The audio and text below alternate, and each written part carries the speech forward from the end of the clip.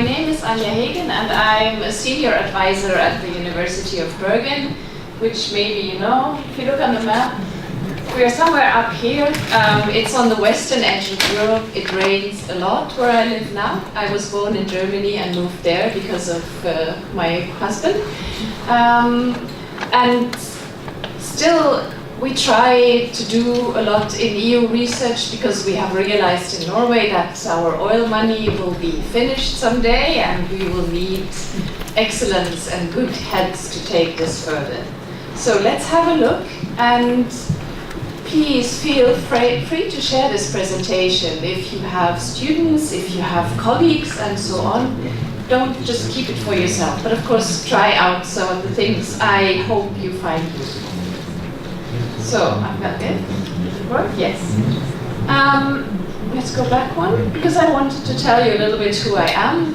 I am a biologist by training, and so this is, I know it's for the humanities and maybe social sciences, but I will tell you in a bit why I hope I will be qualified to talk to you about it. They hired me in 2015. I had already worked at the university and I had worked as a research advisor, but they wanted somebody to especially take care of the ERC and large research centers that are connected to excellence in research.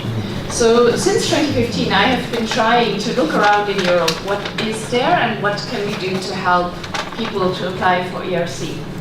And I really have a genuine interest in helping junior scientists, not only because I was one myself and I would have liked to have some more help, but it's also nice because you get new brains, new talents, and they shake up the university and things don't have to be like they always were, because Berlin is a little bit that place sometimes. And we have a lot of really good people in the social sciences and humanities, and they applied for ERC. Many of them got to round 2, but they didn't get the grants according to the statistics we should get from the European Union. So I was trying to look a little bit what it could be, and I will share a few of the ideas I got. So what is all this MSCA and ERC and all the acronyms that fly around when we talk about European funding? The Marie Sklodowska Curie actions, you already learned from the national contact points. It's a training and mobility. And why do I stress this? Many people confuse it with research. It's for training. And if you have understood that, your chances of success, you nod, thank you, your chances of success will rise. And the ERC, the European Research Council, it will support excellent researchers from anywhere in the world. And you should do new and groundbreaking research. So I've also put this in bold because people tend to forget this. Many of the national funding agencies don't look at risk. If you have a risky project, they will say, no, we don't fund it because we are wasting our taxpayers' money. But the ERC wants to fund it if you know a few tricks how to wrap it. So, and actually, they are now trying, and I think you will see more of this in Horizon Europe, that you can fund your whole research career with European Union money. So you could be an Erasmus Plus fellow, or you could be on one of the initial training networks or innovative training networks. I think we just had a fellow sitting here on the panel. You could be a postdoc with the Marie Sklodowska Curie actions, and then you could continue with an ERC. And I think you also had it, or you will have more about it. There is the Euraccess portal. So if you don't want to engage in all of this proposal writing and stuff, so you can look. There might be jobs out there that you can already apply to in another country. We're also, if you want to come to us, we're also posting our jobs on Euraccess. So, if you want to do a postdoc with your Marie Curie actions, they are called individual fellowships, IF, and there can be a lot of different subcategories that I will not go too much into. And they say you need either a PhD degree or 4 years of research experience. And that can be a little tricky because actually what they want is that you have maybe already done a postdoc and that you have already gotten some other training and some other things that you can do. So I think most of the ones that succeed where I am, they have had 2 years, 3 years somewhere else, and then they are coming to us. And you would have one deadline per year. The next one will be in September 2019. And it will take about 8 months until you know if you get it. A fellowship would permit you to go anywhere in the world for up to 2 years. So you cannot use it to stay in your home country. The only exception would be that if you want to go out and want to go to one of the so-called third countries, which is, for example, the US, Canada, Japan, Australia, then you can come back here and you could even commence the fellowship here. And for you, maybe it might be interesting, there is this new category of widening fellowships. I don't have any experience with it, so if you have something to say that people should know, then please do.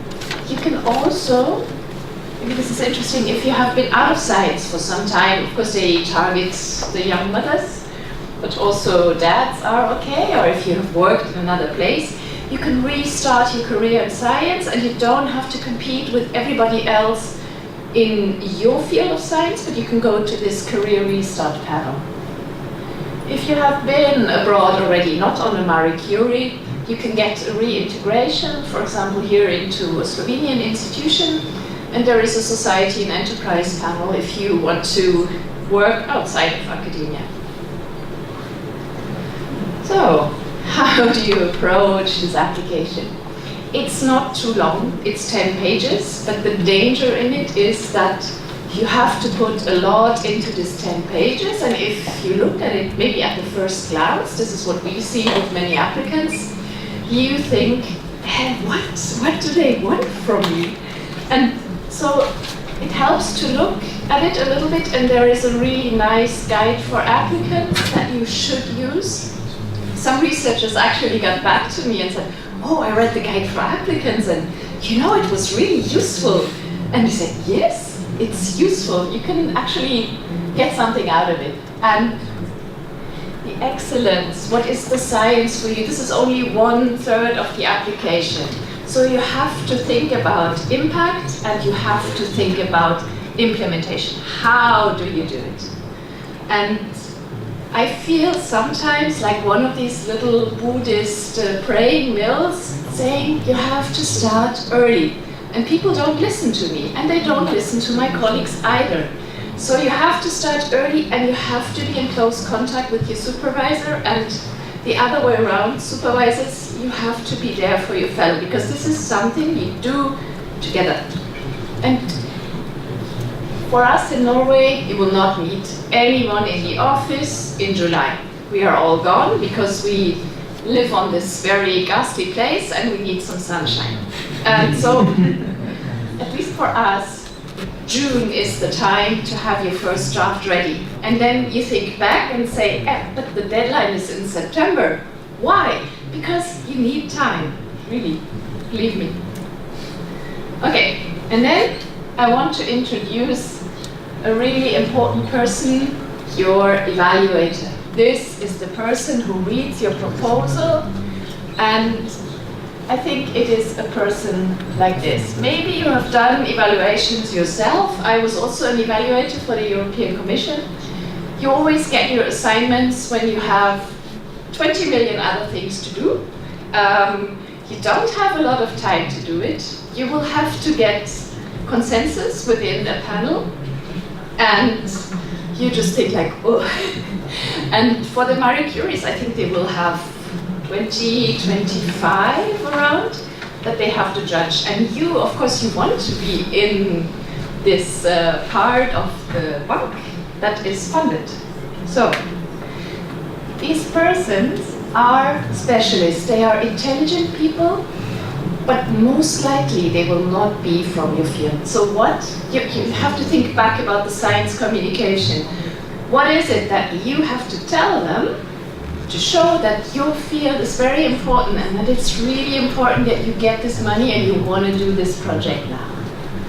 And they have a list they follow. It's called the evaluation criteria. It's a table and it has questions. And they will follow these questions. So try to find this, put it beside you when you write, and look at it from time to time to see if you are answering that, because it will be much easier for them. And then, if you can't beat them, join them. So the European Commission has a keen interest in getting more evaluators into their pool, and I think especially from a country like Slovenia, maybe you are not so many evaluating already. And they are also looking at women. So follow the link. What I maybe have to say is we just got information today that the participant portal will be exchanged with something else. So just follow the development and sign up for the new portal if you have to. All right, so you are now in the situation you want to apply. How do you develop your project? And what ideally you want to do is that you are here, and here's your supervisor, and you will fit like this. So it will be a perfect match because you, I've tried to show this in the table, you already bring something. I mean, you are already a good scientist, and you have something that you will bring to them. Many people forget about this. Mm-hmm. And then you think about it. What would be, in my field, what would make a good scientist? What do I need? You will need generic things like supervision, maybe project management, how to apply, how to speak in public or whatever. And also the scientific skills. I don't know, do you need to work with animals? Do you need to learn how, or do you need access to special libraries? So what is it that you need? And does your host have it? Because if they don't have it, and if they can't teach you what you need, then you should go somewhere else, even though it's maybe the nicest person in the world. And what you ideally should show when you've written the application is that you are a more complete scientist. It doesn't mean that you will never again need any training, but you should know, okay, I want to be a group leader someday, or my career path should be this. And that feeds back into the impact, which shows it's a longer term benefit for you. And you can also show an impact on your scientific field. What will change if you do this? All right. And what also many people forget is that it has to be at a level of exactness that you don't think is necessary. So, for example, you probably want to go and speak to your supervisor because you want to know how your project is going, but you are expected to show that you know how often this is going to be. Will you meet them every week, every 14 days, and what are you going to talk about, and what will happen if you are delayed with something or if something you have planned doesn't work out? So this is one thing, and then there is the other one.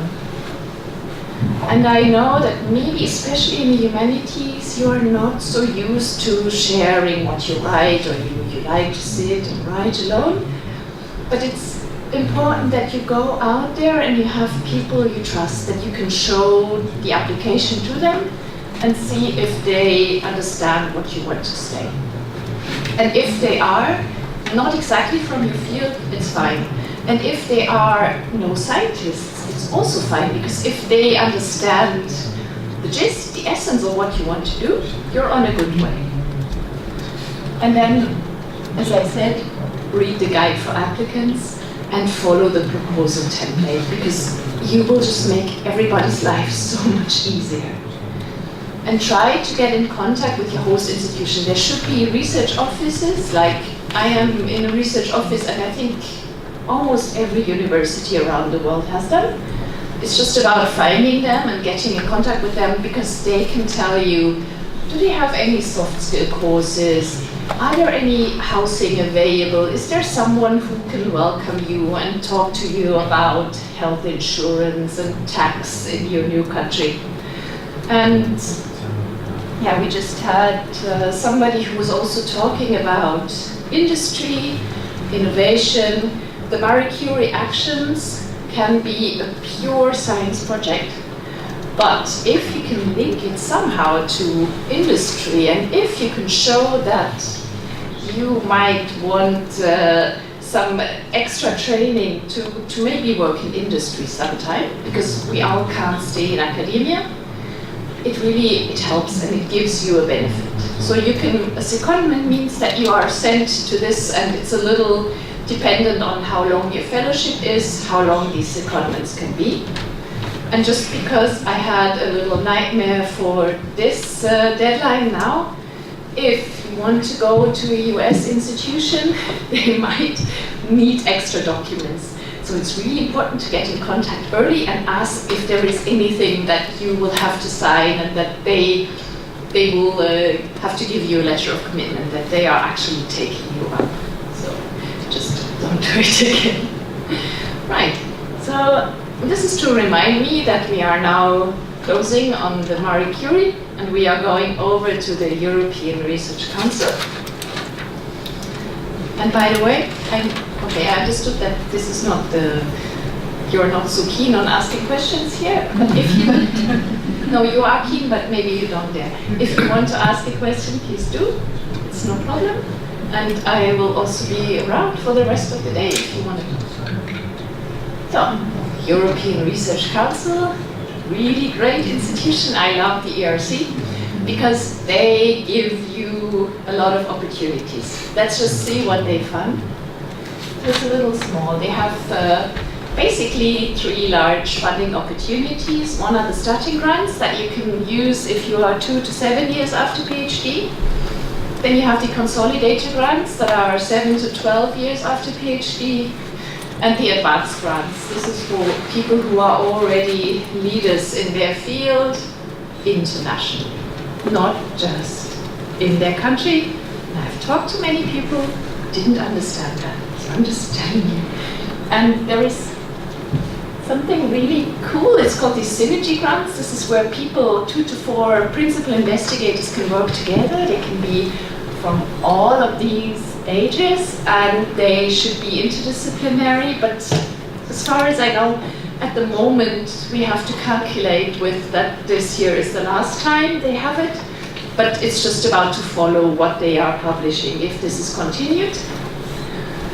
And should you have something while you are having your ERC, there is something that you want to see can be maybe commercialized, or just see if a technique or something, you can have this proof of concept grant, which is really easy to get, and you can explore a little bit. So, oops, what does it really mean? You can get the freedom to do whatever you wanted in 5 years. So it's a really long term if you are used to 1 year, 2 year contracts. So I think this is really, it's fantastic, and it has helped so many young researchers in Europe. But the ERCs, they take time, and what is really the most important thing is your research idea, because not all the ideas you have in your general day-to-day work can be used. It must be open-ended. So I think for humanities, your projects are often ending in books. But if you have an ERC, your end product shouldn't be a book. You should rather think of a funnel. You start small, and after 5 years, wow, you have opened up a whole new field, and maybe your colleagues from the neighboring disciplines can use it. It should be high risk. So maybe it fails, but if it works out, it's going to be a huge blast for your discipline, and you are invited to think of new twists. So while I was looking around for people who can teach us how to win a grant in the humanities, I discovered Professor Nandini Das from the University of Liverpool. She had gotten an ERC Consolidator grant on English travel literature from the 16th and 17th century. So if you hear this, you think like, why is this new and groundbreaking? But she explained to me, she said, yes, I could connect it to the migration thing that's going on at the moment. And I also had the idea that I use this travel literature that I have and I invite contemporary fiction writers to come to us. She did that together with a literature house in Liverpool. And these fiction writers, among them Neil Gaiman, they would come, read the text and then read something of themselves. And so you see, okay, there is some twist, something unexpected. And yeah, especially I think for social sciences and humanities, it's really good to be aware what is happening in your neighboring fields, because you can think, hey, cool, this is the newest thing, and in your neighboring field somebody has done it already. Okay, which idea should you use? So I was, I was already talking about this. That maybe you are used to writing books, or many have a database that they have just created and they think, hey, what can I do with this? So this is not what the ERC would fund. And I see that I have done this, which is not cool. Let's just go back. So what I already tried to tell you, find a new twist, create excitement. Again, you can use your colleagues, you can use your friends who are not scholars, and you can show them. And if they think, yay, try to work on with it. So, now you have your idea. What else do you need? You have to think about your point in career. I mean, if you are a young scientist, maybe you are in this 2 to 7 years window or in the 7 to 12 years window. And I will show you later, the ERC has some blocking periods so that not too many people do apply to it. So is now the best time to do it? Will I have more time next year because I have a sabbatical? Will I publish an article? Will I publish a book? Will I be a conference convener, something like that? And this is why you have, sorry, let's look back, that's too fast. This is why you have, hopefully, a nice network of people. If not, try, go out, get a coffee with them and get to know them. You should have nice colleagues you trust, your friends, your research advisors, and also the national contact points that can help you. And you can go and discuss your idea with them and see if is this a good time, what do you think? If you look at my CV, you should again read the documents, also for the ERC. And you need a budget. Maybe in Norway it's more important because we have so much salaries and things cost so much that there is not so much you can do with the 1.5 million euros. But still also here it's probably really good to know for you what things cost, what you can afford, and this decides then the shape of your project. Okay, and then your CV. Of course they will look, what does your CV fit to the project you have decided on, and how do you make this? You don't want to write it down in the last minute, so maybe you can do a little habit and you can keep a master file and add everything that you have done. Because it's easy to forget, you have given a lecture there, you were invited here, you contributed to a colleague's paper there.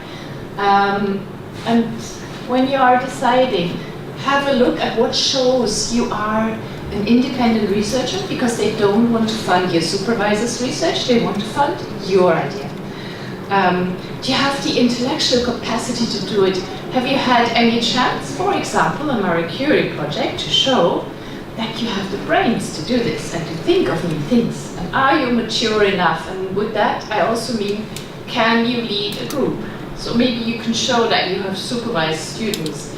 And even though you are young, maybe you have supervised master students who then have decided to embark on a PhD because you were such a good supervisor. So it's a little thinking work how to show this.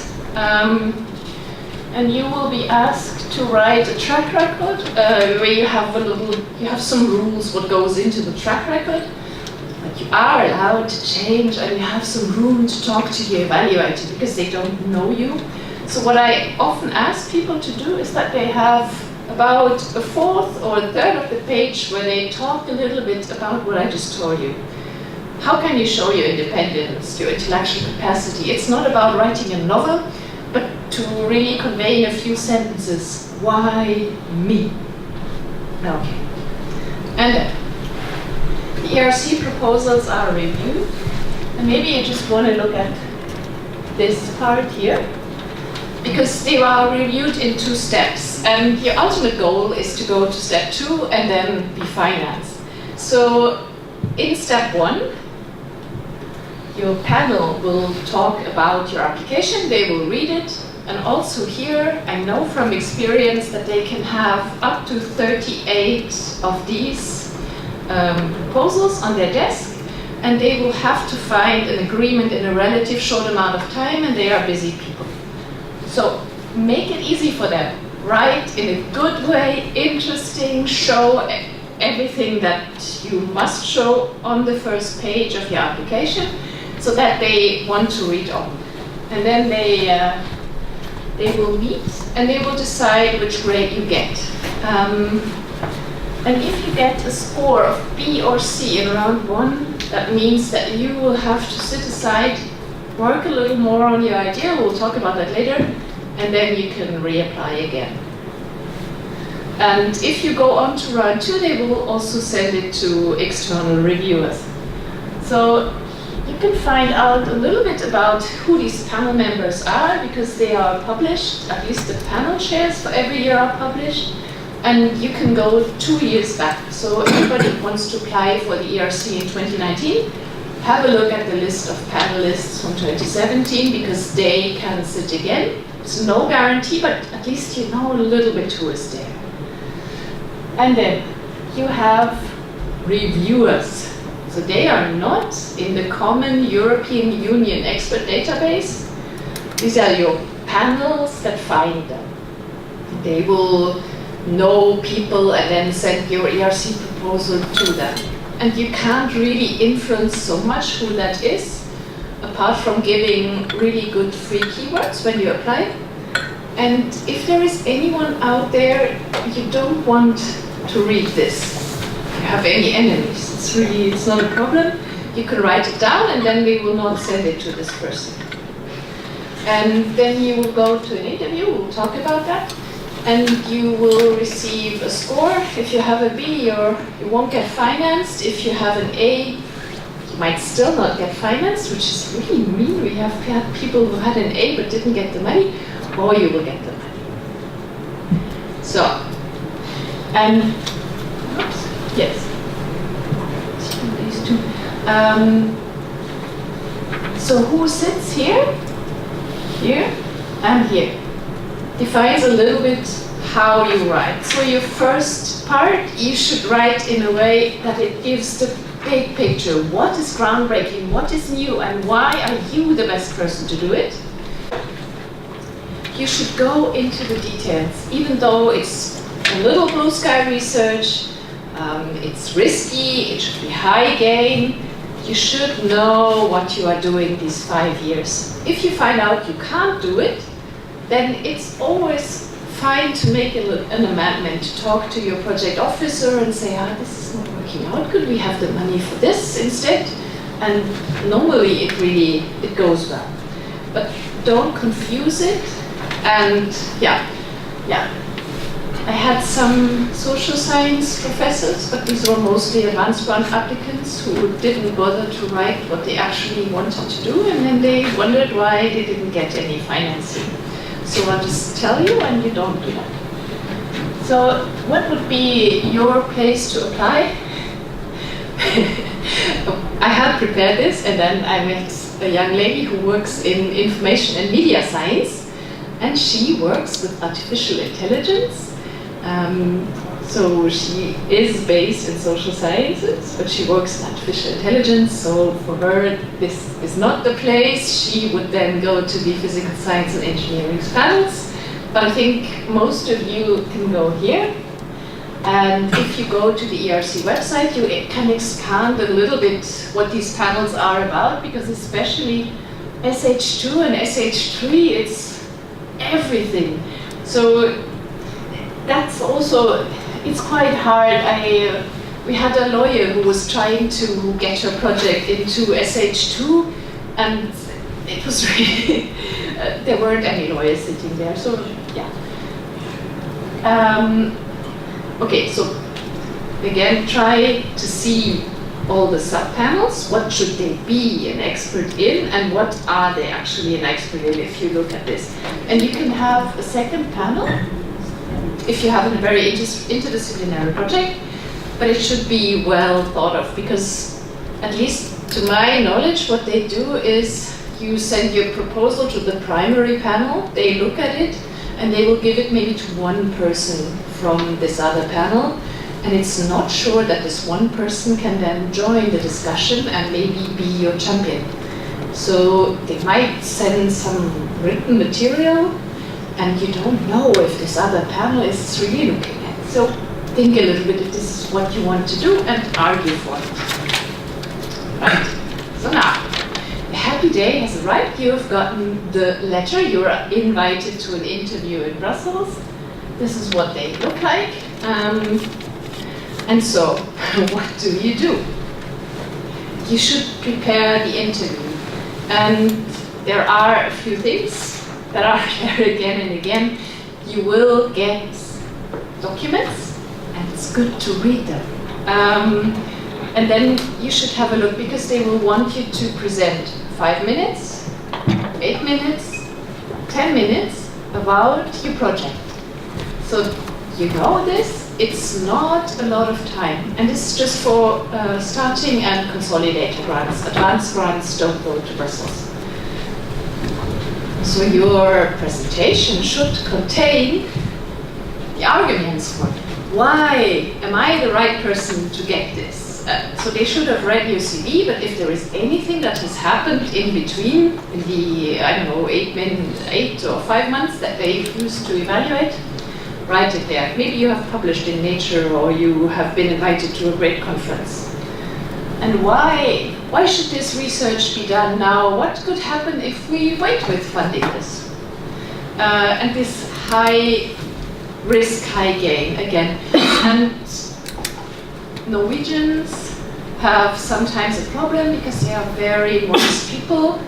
And they stand there and talk like this about the panel, and it's very boring, and people don't listen to that.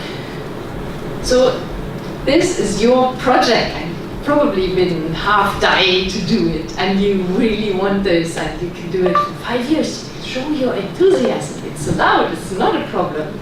And people who have gotten onto the interviews and did training with us, they told me that the most important thing was to do this panel training. So you find a mock panel of your colleagues that you trust and that you can ask to be a little challenging with you. You try to bring the presentation on under these circumstances, your 5 or 8 or 10 minutes, and then they can ask you questions and they can give you feedback. So how did you answer? Maybe you get aggressive at some person who asks you something where you think, why, this is really stupid. I said it here in the proposal, but you shouldn't be aggressive. Or that you get questions that you never have thought of because you have invited people from other disciplines. And what I really value about the academics in Bergen is that they are so willing to share. So if you have an experience, and please share it also at your institution. Be a kind academic. And we have one professor, Jill Walker-Redberg. She was extremely feisty. She took her telephone into the interview room. It's This is not an invitation to do this, and she was taping the whole interview. So if you go to her blog, jilltext.net, you will find everything that she had in Brussels, and I think she has also shared her whole evaluation. It's about how we see ourselves in times of, for example, what is it called? Snapchat. Yeah, we're constantly looking at ourselves through machines. So this is her research topic. So have a look, because yeah, she's also one of those who is so kind to share. And then, what many don't understand, many people don't get this stipend the first time around, and many are so, they take it so personal because it goes into their soul, and some people shot arrow at the projects that were so near to their heart. So just take it a little sporty. Try to see what is in your evaluation report. Is there anything that you can see? Did they say something about your CV? Maybe they said, oh, you need to supervise more students, right? You can do that. You are not visibly international. Why? What can you do to be more visible internationally? Maybe you have small stipends to go abroad and publish or go to conferences and things like that. Maybe they said, well, this is not really a high-risk project, even though you say it. Right, okay, then you go back to square one and start thinking a little bit more about it. Maybe they are right, or maybe they are not, and then you can massage it in some other way. And it's maybe more true for the people in hard sciences. They might ask you for preliminary data to see, okay, yes, this is high risk, but I think, according to this data, I can do this. Yeah.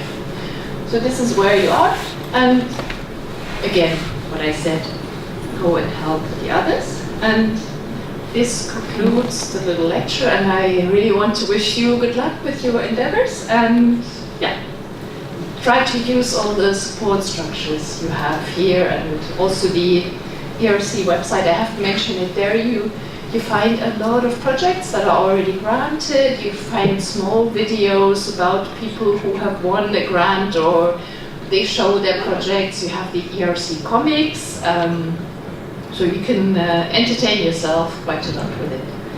Thank you.